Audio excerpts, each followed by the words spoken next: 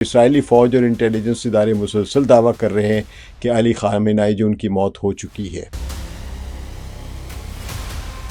ایرانی حکومت اس معاملے میں انکار کر رہی ہے۔ اگر واقعی خامنہئی ہلاک ہو گئے ہیں تو یہ ایران کی سیاسی تاریخ کا ایک بہت بڑا موڑ ثابت ہو سکتا ہے۔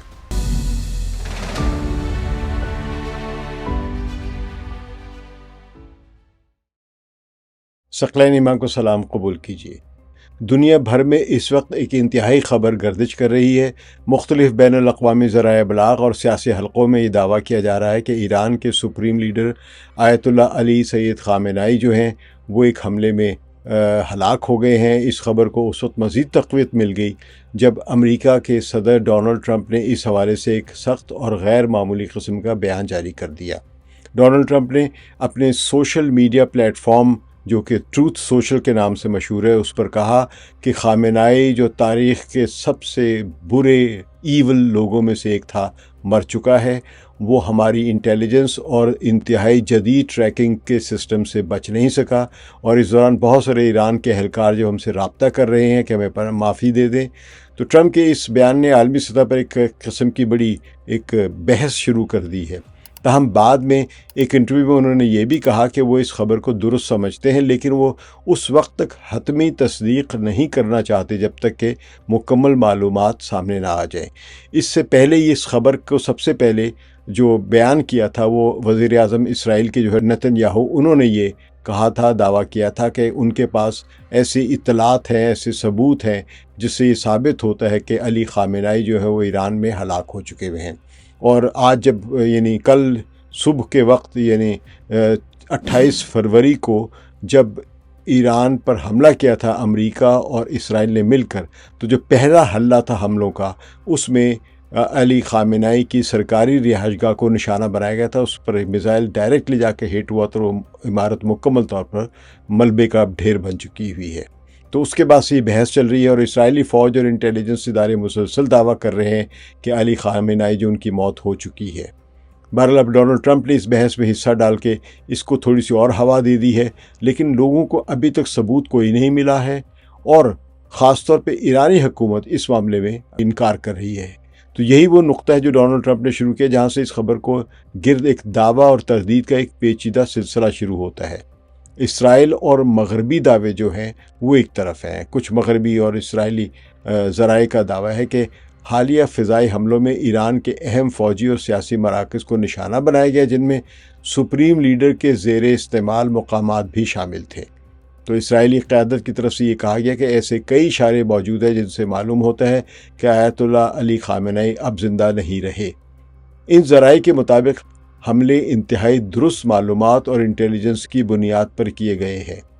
بعض رپورٹس میں یہاں تک کہا گیا کہ ایرانی قیادت کے کئی اہم افراد بھی ان حملوں میں مارے گئے ہیں۔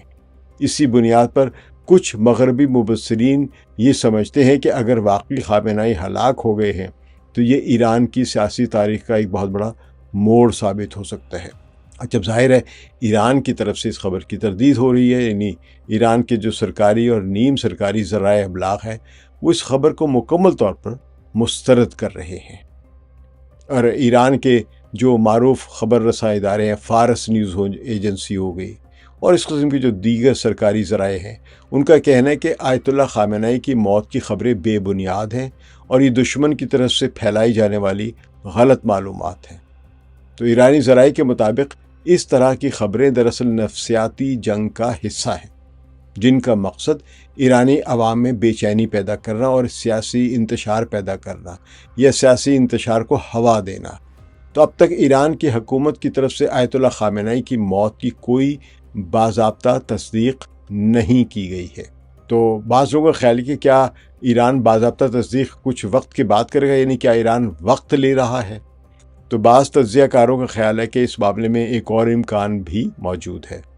ان کے مطابق اگر واقعی سپریم لیڈر کو کوئی نقصان پہنچا ہے تو ممکن ہے کہ ایرانی قیادت فوری اعلان کرنے کے بجائے کچھ وقت لے رہی ہو تاکہ داخلی معاملات کو منظم کر سکے، ان کا کوئی سیاسی ریپلیسمنٹ ڈھونڈ سکے ان کی قیادت کی جگہ۔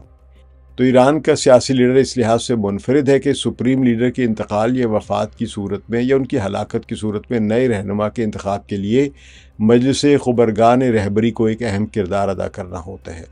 اس عمل میں مختلف طاقتور اداروں خصوصاً پاسداران انقلاب اور دیگر ریاستی اداروں کے درمیان مشاورت ضروری ہوتی ہے۔ اس لیے ممکن ہے کہ ایسی کسی بڑی خبر کے اعلان سے پہلے قیادت جو ہے وہ داخلی طور پر مشاورت کر رہی ہو کہ اس خبر کو کیا بریک کیا جائے یا نہ کیا جائے۔ تو تاریخ میں ظاہر ہے کئی ایسے موقع موجود ہیں جب ریاستیں اپنے بڑے رہنماؤں کی موت کی خبر کو کچھ وقت کے لیے خفیہ رکھتی ہیں تاکہ اقتدار کی منتقلی پرامن طریقے سے ہو سکے۔ اب اس میں ایک اور اہم حقیقت بھی ہے۔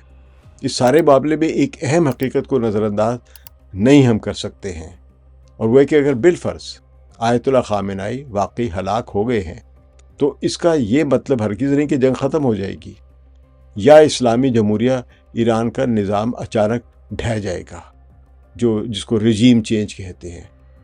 ایران کا سیاسی اور نظریاتی ڈھانچہ صرف ایک شخص پر قائم نہیں کہ خامنہئی کے جاتے ہی یہ پوری کی پوری ریاست ختم ہو جائے گی۔ اسلامی جمہوریہ ایران دراصل ایک نظریہ، ایک سیاسی و مذہبی تصور ہے جس کی بنیاد 1979 کے اسلامی انقلاب کے بعد، یعنی جب وہ انقلاب آیا تھا خمینی کی قیادت میں، تو اس کے بعد رکھی گئی تھی۔ اس انقلاب کی قیادت ظاہر آیت اللہ روح اللہ خمینی نے کی تھی، اور اس انقلاب کے نتیجے میں ایران میں ایک ایسا نظام قائم ہوا جس میں مذہبی قیادت اور ریاستی ڈھانچہ ایک دوسرے سے جڑے ہوئے ہیں۔ یہ نظام صرف ایک فرد کے گرد نہیں گھومتا بلکہ اس کے پیچھے کئی طاقتور ادارے موجود ہیں، جن میں پاسداران انقلاب ہے، جس میں مجلس شورا ہے، جس میں مجلس خبرگان ہے، جس میں سپریم نیشنل سیکورٹی کونسل ہے، اور اس میں مذہبی ادارے بھی ہیں اور ریاستی ڈھانچے کے دیگر حصے بھی شامل ہیں۔ اس سے بھی زیادہ اہم بات یہ ہے کہ اس نظریے پر یقین رکھنے والے لاکھوں کروڑوں ایرانی شہری موجود ہیں، یہ سب تسلیم کرتے ہیں۔ ہو سکتا ہے وہاں پہ کچھ لوگ اس نظریے کے مخالف بھی ہوں، لیکن یہ سب تسلیم کرتے ہیں کہ اکثریت جو ہے وہ اسی نظریے کی حامی ہے۔ تو یہ لوگ اسلامی جمہوریہ کو صرف ایک حکومت نہیں بلکہ ایک نظریاتی ریاست سمجھتے ہیں جس کے دفاع کو وہ اپنا مذہبی اور قومی فریضہ تصور کرتے ہیں۔ اس وجہ سے اگر سپریم لیڈر کو کچھ ہو بھی جاتا ہے تو اس کا مطلب یہ نہیں کہ ریاستی ڈھانچہ فوری طور پر ٹوٹ جائے گا اور یا جنگ رک جائے گی۔ اس طرح یہ بھی سمجھنا ضروری ہے کہ کسی ایک رہنما کی موت لازمی طور پر جنگ کے خاتمے کا باعث نہیں بنتی ہے۔ یہ ہمیں بار بار سمجھنا چاہیے کہ ایک آدمی کی یا ایک شخص کی موت سے ایک پورا نظام ایک دم سے ڈھہ نہیں جاتا ہے۔ یہ کوئی پرانے زمانے کی متروک ریاستیں نہیں ہیں، یہ جدید دور کی ریاستیں ہیں، اور ہم اگر مسلمان ہیں تو ہم جانتے ہیں کہ موت برحق ہے۔ تو ایرانی بھی مسلمان ہیں، وہ بھی جانتے ہیں موت برحق ہے، اور موت آنے کی صورت میں ہر چیز جو ہے اس کا انتظام موجود ہے اس مذہب میں، اور ظاہر ان کے آئین میں بھی ہے اور دنیا میں بھی عقل مندوں کے لیے ہے۔ تو جدید ریاستوں میں جنگی فیصلے صرف ایک شخص کے ہاتھ میں نہیں تو بلکہ فوجی، سیاسی اور سیکیورٹی ادارے مشترکہ طور پر پھر فیصلے کر رہے ہوتے ہیں۔ ایران میں بھی یہی صورتحال ہے۔ پاسداران انقلاب اور دیگر فوجی ادارے اپنی ساخت اور کمانڈ کے اعتبار سے ایک مضبوط نظام رکھتے ہیں۔ یہ ابھی دیکھا ہے جب ایران میں 12 جون 2025 کو جب حملہ ہوا تھا اسرائیل کا اور بعد میں امریکہ کا بھی ہوا تھا، تو حملے کے پہلے ہی حملے میں تمام ملٹری جو لیڈرشپ تھی وہ صفایا ہو گیا تھا اس کا، لیکن سب نے دیکھا ایک دن کے اندر ہی اندر ان کی ریپلیسمنٹ، ان کے نیکسٹ کمانڈرز آ گئے تھے۔ لہٰذا اگر موجودہ حالات میں واقعی کوئی بڑی تبدیلی ہوتی ہے تو بھی اس کا فوری مطلب یہ نہیں کہ ایران اپنی پالیسیوں یا جنگی حکمت عملی کو فوری طور پر بدل دے گا، ایسا نہیں ہوگا۔ بہرحال اگر مختصراً کہا جائے تو اس وقت دنیا کے سامنے ایک پیچیدہ صورتحال ضرور موجود ہے، کنفیوژن ہے، ابھی کھل کے لوگ دیکھ نہیں رہے۔ ظاہر ہے آیت اللہ خامنہئی صرف پریس کے تقاضے یا ڈونلڈ ٹرمپ یا نیتن یاہو کے ان دعووں کی وجہ سے وہ سامنے سڑک پر نہیں آ جائیں گے کہ اپنی شکلیں دکھاتے پھریں، کیونکہ سے وہ جنگ میں ہیں، اور جنگ میں اکثر کمانڈرز ہوتے ہیں وہ اپنی ذمہ داریاں ادا کر رہے ہوتے ہیں بجائے اس کے کہ مخالفین کی شکل دکھانے کے لیے سامنے آ جائیں۔ ایک طرف امریکہ اور اسرائیل سے وابستہ ذرائع یہ اشارہ دے رہے ہیں کہ آیت اللہ خامنہئی ہلاک ہو چکے ہیں، جبکہ دوسری طرف ایران اس خبر کی سختی سے تردید کر رہا ہے۔ تو حقیقت کیا ہے؟ اس کا حتمی فیصلہ شاید آنے والے دنوں میں آ جائے گا، سامنے آ جائے گا۔ لیکن ایک بات واضح ہے، چاہے یہ خبر درست ہو یا غلط، ایران کا ریاستی اور نظریاتی نظام صرف ایک فرد تک محدود نہیں ہے، اسلامی جمہوریہ ایک ایسا نظریہ ہے جس پر لاکھوں افراد یقین رکھتے ہیں، کروڑوں، اور اسی وجہ سے کسی ایک شخص کی موت سے نہ تو یہ نظریہ ختم ہو جاتا ہے اور نہ ہی ریاست کا وجود۔ شکریہ۔ ثقلین امام کو اجازت دیجیے، باقی تفصیلات اگلے ویلاگ میں۔ شکریہ۔